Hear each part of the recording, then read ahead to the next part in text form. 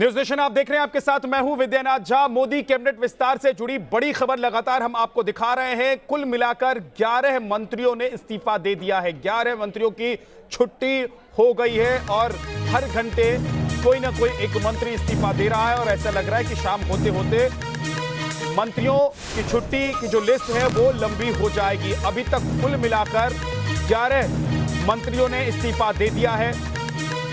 प्रधानमंत्री कार्यालय को इन मंत्रियों ने अपना इस्तीफा सौंपा है। मंत्री रतन लाल कटारिया ने भी इस्तीफा दे दिया है। केंद्रीय मंत्री प्रताप सारंगी ने भी इस्तीफा दे दिया है।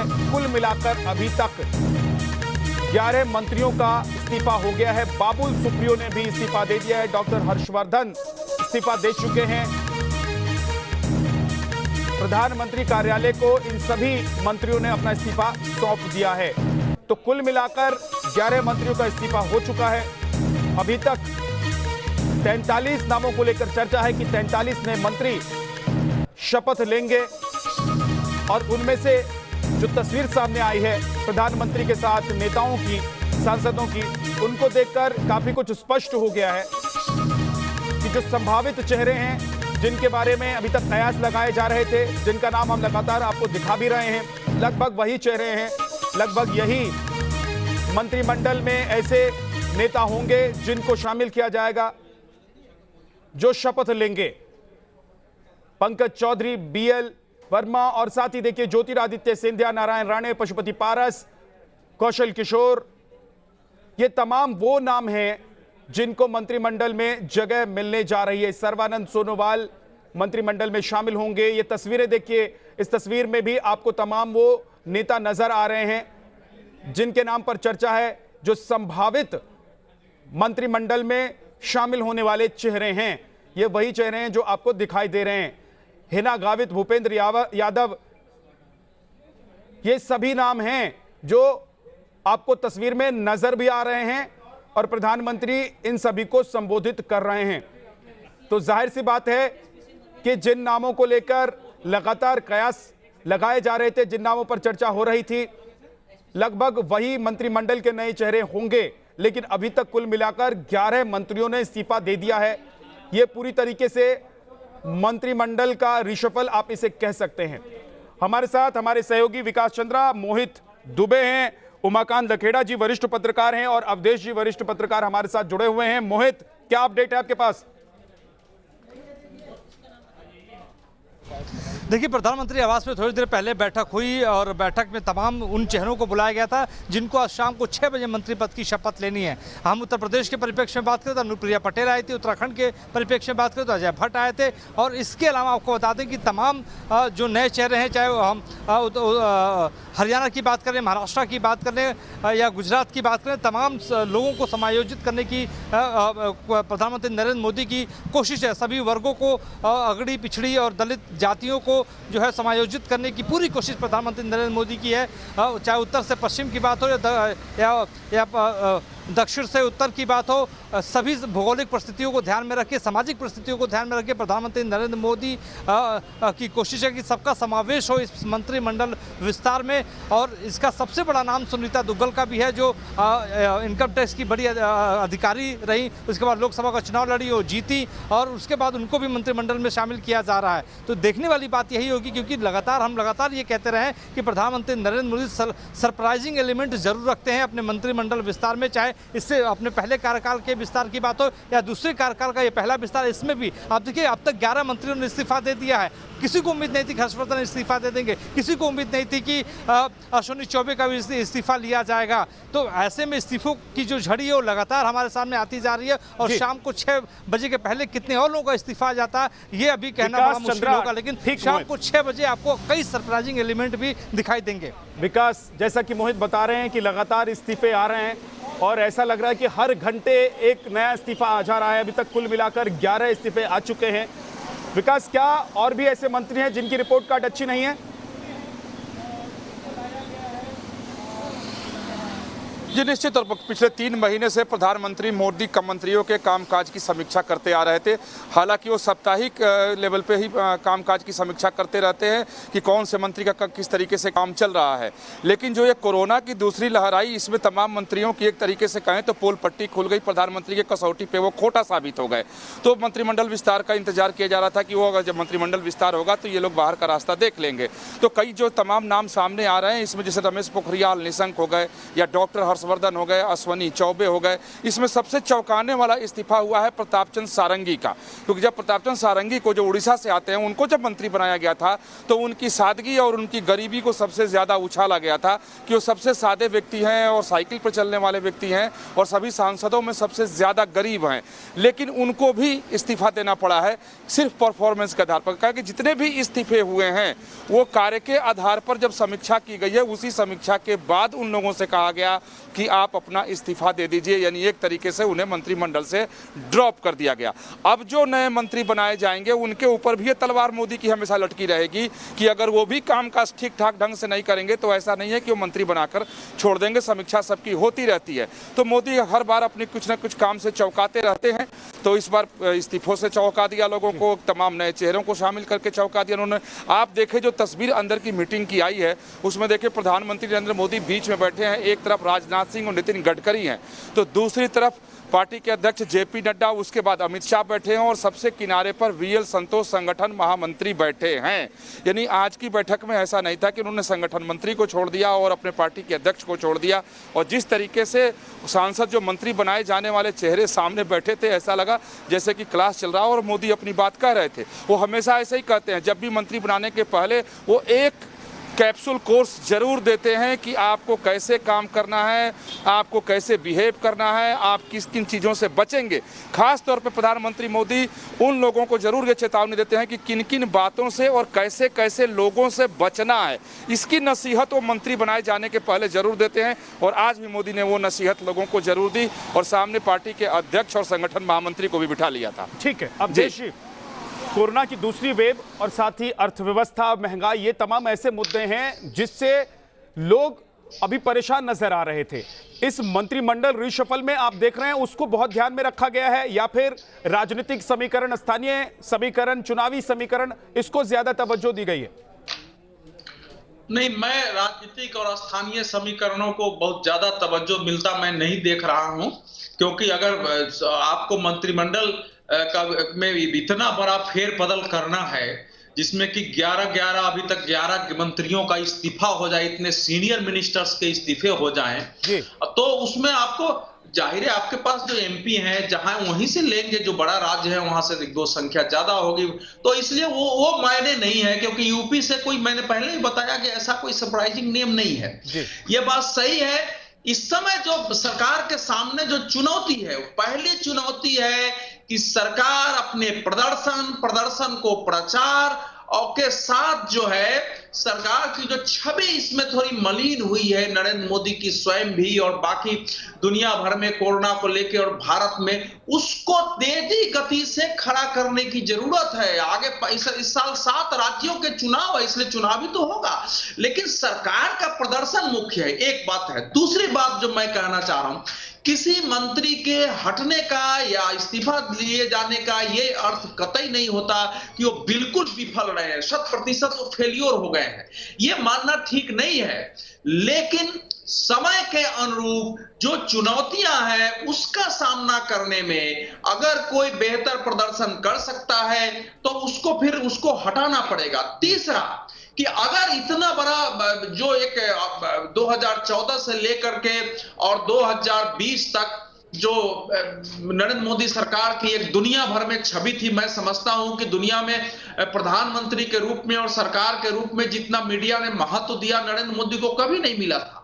तो इस समय उसी सरकार को ढो लेना कंप्लीट रूप से, ये तो दुनिया के स्तर पर भी, देश के स्तर पर भी, राजनीतिक रूप से भी सही नहीं होता।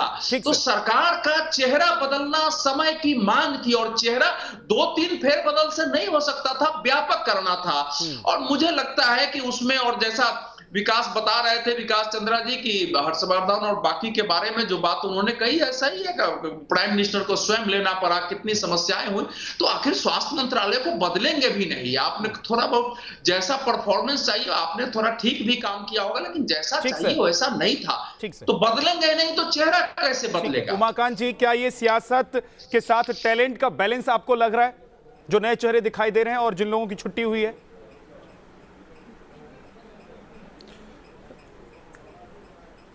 देखिए सरकार की जो जिसको कहते हैं एक सरकार जो है परसेप्शन से चलती है। परसेप्शन, जैसे कि हमने पिछली सरकारें देखी हैं, कांग्रेस की भी सरकारें, 3-4 कांग्रेस की सरकारें देखी हैं। अगर परसेप्शन किसी सरकार के बारे में ख़राब हो जाए तो उसको फिर वापस ट्रैक पर लाना बहुत कठिन काम होता है, और जब तक ट्रैक पर लाने की कोशिश होती है या चेष्टा होती है तब तक वक्त पूरा हो जाता है, और वो सरकारें ताश के पत्तों की तरह ढह गई हमारे सामने पिछली सरकारें कांग्रेस की। तो देखिए, नरेंद्र मोदी चूँकि इस बात के लिए जाने जाते हैं कि वो अधिकारों को अपने कंट्रोल में लेने के लिए जाने जाते हैं, चाहे वो गुजरात के मुख्यमंत्री रहे हों, चाहे वो पहले कार्यकाल में प्रधानमंत्री रहे हों, या पिछले 2 साल में वो प्रधानमंत्री रहे हों। देखिए, उनकी जो प्रशासनिक जो दृष्टि रहती है, वो दृष्टि रहती है कि चीज़ों को खुद मॉनिटर करना। उन्होंने डिसेंट्रलाइजेशन, सरकार का विकेंद्रीकरण या उसको इस तरह से कि बड़ा डेमोक्रेटिक ढंग से काम बांटना, उसके बजाय प्रधानमंत्री कार्यालय को वो काफ़ी डोमिनेटिंग उन्होंने अपने कार्यकाल में किया है। ऐसा पहले कभी भी पिछले मुझे लग रहा है 20-30 साल में ऐसा कभी नहीं हुआ होगा कि प्रधानमंत्री कार्यालय इतना डोमिनेट हो गया कि मंत्री को पता नहीं, और प्राइम मिनिस्टर ऑफिस में सही मंत्रालय का सारा कामकाज हो रहा है, जैसे फाइनेंस मिनिस्ट्री होती है या दूसरे मंत्रालय होते हैं। तो ये कि छवि जो है सरकार के कामकाज के बारे में गई। ये दूसरी छवि सरकार के परसेप्शन के बारे में है, वो है कि सरकार का ध्यान कोविड 2 आने की आशंका, RT-PCR और तमाम तरह की तैयारियों के बजाय चुनाव जीतना था। बंगाल चुनाव, मध्य प्रदेश और तमाम तरह की सरकारें गिराना, उठा पटक करना। तो ये जो चीज़ें हुई हैं, ये मैं जो बातें बता रहा हूँ, चूँकि मेरी भाजपा के कार्यकर्ताओं से भी बात हुई है, तो बहुत सारा ये रिजेंटमेंट RSS का फीडबैक है कि हमारी छवि निचले लेवल पे बहुत ख़राब हो रही है। आम जनता ने कोविड का जो कार्यकाल था उसमें देखिए रोजगार के जो सवाल थे, प्रवासी श्रमिकों के जो सवाल थे, उसमें जो महिलाओं की जो दशा हुई, मतलब महिलाओं ने जो सफ़र किया कोविड कार्यकाल में, उनके घर के लोग बीमार पड़ गए और उनको बहुत तरह से सफ़र करना पड़ा। और मैं दूसरी बात ये कह रहा हूँ कि लोगों का बड़े पैमाने पर रोजगार छिना है, और रोजगार जो छिना है वो सबसे ज़्यादा पुरुषों से ज्यादा महिलाओं का रोजगार छिना है, जो महिलाएं श्रमिक के तौर पर या छोटी मोटी नौकरियां काम करती थी। तो ये जो परसेप्शन था, इस परसेप्शन और गवर्नेंस बहुत गवर्नेंस के बारे में जो मिसकंसेप्शन डेवलप हुआ पिछले 6 महीने से 8 महीने से कोरोना के कार्यकाल के दौरान, कि कोई कोऑर्डिनेशन नहीं है, लोग मर रहे हैं, ऑक्सीजन सिलेंडर नहीं है, वैक्सीन नहीं है। तो ये सारी चीजें मिली जुली, तो मुझे लग रहा है कि ये सरकार की छवि को सुधारने का प्रयास है। और आपको भी लग रहा है कि इन्हीं बातों को सोच समझकर, इन्हीं मुद्दों को आधार बनाकर ये रिशफल हो रहा है? हमारे मित्र भी है, इनकी बात पर मैं टिप्पणी नहीं करूंगा, लेकिन मेरा मत थोड़ा भिन्न है, थोड़ा सा। देखिए, ये तो प्रधानमंत्री कार्यालय से परफॉर्मेंस को मॉनिटर करना एक बात है, लेकिन मैं भी व्यक्तिगत तौर पर अनेक मंत्रियों को जानता हूं, काम को देखा है। बिल्कुल ये हो कि नहीं सब कुछ वहीं से आदेश होकर काम होता है, ऐसा मैंने देखा नहीं। हाँ, कुछ मंत्रालयों पर, शिक्षा मंत्रालय है, वित्त मंत्रालय है, वहां थोड़ा ज्यादा उनका ध्यान रहता है। विदेश मंत्रालय पर, इन सब मंत्रालयों पर वहां से ध्यान रखता है, बाकी मॉनिटर करते हैं। लेकिन ये नहीं है कि मंत्रियों को काम करने की आजादी नहीं। मुझे लगता है कि लगभग आजादी जितनी होनी चाहिए उतनी है, लेकिन आपके परफॉर्मेंस को मॉनिटर किया जाता है। आपसे जब बात करने प्रधानमंत्री बुलाते हैं तो प्रधानमंत्री के पास आपका पूरा डाटा उपलब्ध होता है, जो कुछ शिकायतें रहती हैं वो भी उपलब्ध होता है, उस पर वो डिस्कस करते हैं। प्रधानमंत्री तो 5 बजे भोर में कई मंत्रियों को फोन करके बुलाते हैं, चूंकि अब नरेंद्र मोदी 1:30 बजे 1 से 1:30 के बीच सोना है और लगभग 4 बजे के बाद वो जगते नहीं है, तो इतना कम सोने वाला आदमी तो लोगों को बुला के वो बात करते हैं। पर तीसरी बात यह है कि ये बात सही है कि परफॉर्मेंस सरकार की, मैंने स्वयं कहा, छवि पर असर पड़ा है, लेकिन मैं ये मान लूं कि बिल्कुल निगेटिव ही सरकार काम कर रही थी, तो ये उचित नहीं होगा। प्रवासियों की पिछले साल की समस्या थी, ये बात सही है, समस्या थी और वो बहुत दर्दनाक समस्या थी, लेकिन 80 करोड़ लोगों को फ्री जो है राशन देना, उन खातों में फिर नए सिरे से उसके पैसे भिजवाना, जो केंद्र के स्तर पर राज्यों की भी भूमिका होती है, वो करने की कोशिश हुई थी। ऐसा नहीं है कि नहीं थी, कि बिल्कुल एकदम से खिलाफ माहौल था। दूसरी लहर जो कहा जा रहा है, उसमें जो पूरा प्रदर्शन देश का हुआ, हालांकि स्वास्थ्य राज्यों का विषय है, केंद्र के पास महामारी में अधिकार होते हैं, लेकिन ये अधिकार नहीं होता है कि किसी राज्य के संपूर्ण स्वास्थ्य ढांचे को लेकर के ऊपर से ऑर्डर करके काम कराए। लेकिन केंद्र की छवि बिल्कुल कमजोर हुई है, इसमें कहीं दो मत नहीं है, देश विदेश दोनों में हुई है, तो उसका तो ध्यान रखना ही रखना है। और जहां तक इकोनॉमी का सवाल है, वो उसका परफॉर्मेंस स्वयं नरेंद्र मोदी के अपने एक्सपेक्टेशन के अनुसार नहीं है, देश और दुनिया के एक्सपेक्टेशन के अनुसार नहीं है, और कोरोना ने उस पर आघात पहुंचाया है। तो ये छवि बदलना, सरकार के प्रदर्शन को अपनी अपेक्षाओं के अनुरूप बनाना, स्वयं उन्होंने देश को 50 खरब डॉलर बनाने का जो लक्ष्य रखा है, एक निश्चित सीमा तक सबको आवास देने का जो लक्ष्य रखा है, पुरानी सिंचाई योजना को बिल्कुल 2024 तक कंप्लीट करने का जो लक्ष्य रखा है, देश भर में वेलनेस सेंटर बनाना, 1.5 लाख जो है कल्याण केंद्र स्वास्थ्य का बनाना, ये सारे लक्ष्य अगर रखे हैं, वो परफॉर्मेंस नहीं देंगे तो लोग पूछेंगे उनसे।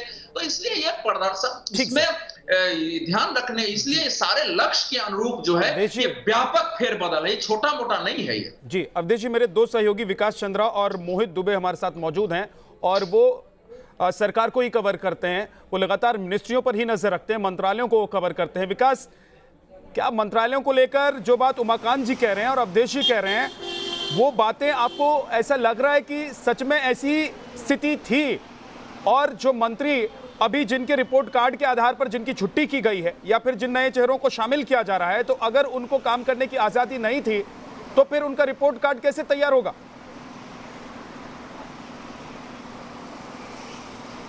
बिल्कुल सही जो अपने पैनलिस्ट कर रहे हैं, बिल्कुल सही एनालाइज कर रहे हैं। देखिए, मेरा इस पर यह मानना है कि कोरोना काल जब आया और शुरू से लेकर अंत तक, और जो कोरोना की दूसरी लहर आई, अगर ये ना आई होती शायद, तो इतने बड़े पैमाने पर मंत्रालय में, मंत्रिमंडल में हम फेरबदल शायद नहीं देखते।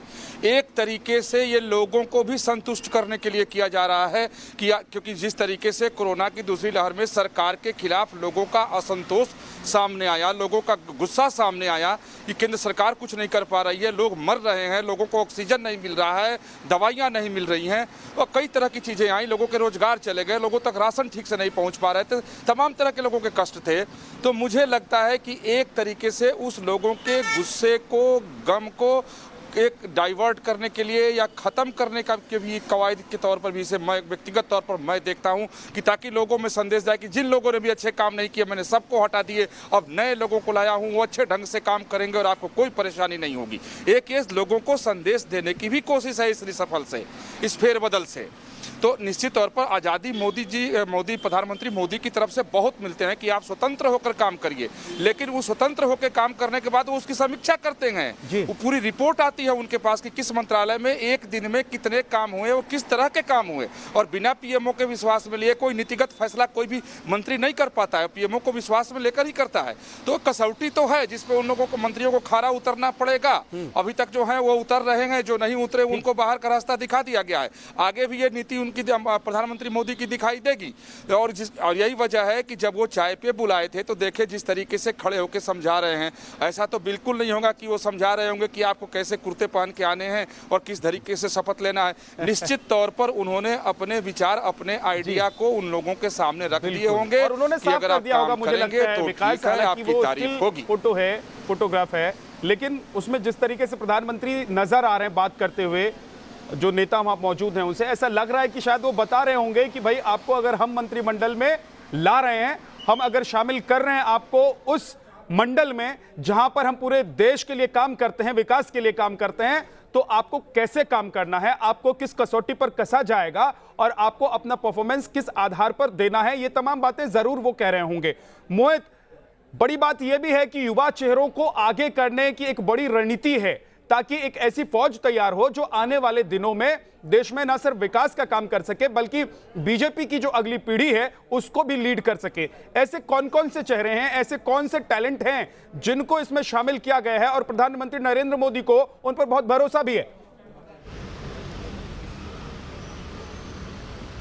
लेकिन निश्चित तौर पे प्रधानमंत्री नरेंद्र मोदी सभी वर्गों का समावेश इस मंत्रिमंडल विस्तार में चाहते हैं, लिहाजा सभी वर्गों का ध्यान रखा गया है, युवाओं का खासतौर पे इसमें ध्यान रखा गया है। आप देखिए कि अनुराग ठाकुर का यहाँ पे प्रमोशन होने जा रहा है, किरण रिजिजू का यहाँ पे प्रमोशन होने जा रहा है, मीनाक्षी लेखी को मंत्रिमंडल में शामिल किया जा रहा है। ये तमाम लोग हैं, ये जो युवा चेहरे हैं, प्रधानमंत्री नरेंद्र मोदी इनको मौका देना। देखिए, प्रधानमंत्री नरेंद्र मोदी के लिए सबसे इंपॉर्टेंट, सबसे महत्वपूर्ण प्रदर्शन। अगर आप प्रदर्शन करेंगे तो आपको प्रमोशन मिलेगा, अगर आप प्रदर्शन नहीं करेंगे, चाहे आप जितने भी करीबी हो, चाहे जितने भी वरिष्ठ हो, आपकी छुट्टी होना तय है। लिहाजा आप 11 मंत्रियों का इस्तीफा यहाँ पर देख रहे हैं। इसके अलावा आपको ये भी बताते चले कि प्रधानमंत्री नरेंद्र मोदी ने अगड़ी, पिछड़ी, दलित और चाहे आप दूसरे सामाजिक दृष्टिकोण से देख लीजिए या स्थानीय दृष्टिकोण से देख लीजिए, तमाम लोगों का समावेश इस पूरे मंत्रिमंडल विस्तार में आपको दिखाई देगा। हम लगातार ये कहते रहे कि सरप्राइजिंग एलिमेंट प्रधानमंत्री नरेंद्र मोदी के कैबिनेट विस्तार में हमेशा रहता है और इस बार भी दिखाई दे रहा। किसी ने नहीं सोचा था कि 11 इस्तीफे हो जाएंगे